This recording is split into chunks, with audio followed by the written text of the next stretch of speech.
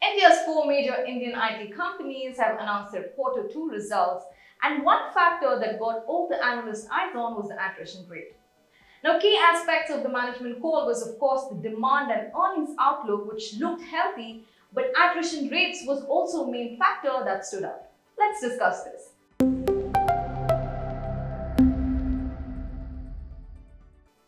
If you look at this chart, attrition rates at top Indian IT services companies are slightly moderating on a sequential basis. But TCS was the only one of the four major firms to see an uptick in attrition. Now, on a sequential basis, HCL Tech was flat, while Infosys saw a significant decline, and Wipro too saw a drop in attrition. So, from the management commentary, IT companies believe that attrition has peaked and will now be stable. While the attrition rates have slightly moderated on a sequential basis, it still remains at elevated levels. While we keep our reservation on the attrition outlook, Q2 results did show that the IT sector has remained resilient, with deal wins and order flows remaining healthy amid recession fears. But going forward, an impending global slowdown will of course take a hit on IT companies, but with a lag effect. Now, we will cover this in detail in our Third Empire episode. Do watch it.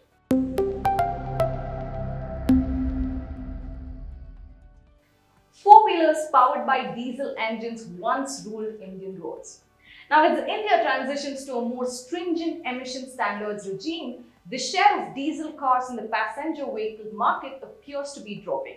This particular trend is here to stay, as the Indian automobile industry is currently working to make their products meet the next stricter emission norms, which is expected to kick in the next financial year. Let's discuss this.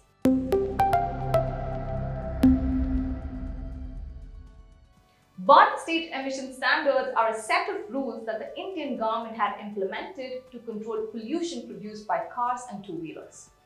Now, the second phase of Bharat Stage 6 emission rules requires cars to be compatible with real driving emission norms. Now, this assesses pollutants released by cars on the road rather than in a lab test. Now, these new norms will require automobile makers to incur huge costs, as it requires them to make modification to their models, and the high costs are expected to be passed on to buyers. Now, the new rules are expected to increase the cost of producing diesel vehicles by nearly rupees 75,000 to rupees 80,000 and petrol-powered ones by rupees 25,000 to rupees 30,000. With the new norms, the drop in diesel's market share will only accentuate. Now, diesel cars may not completely disappear anytime soon, but as India moves towards cleaner fuels, demand may decrease even further. Now, on the back of higher costs, the price gap between diesels and hybrid ones could likely decrease, and this will also provide a boost to hybrid vehicles and benefit car makers that have recently entered the hybrid market.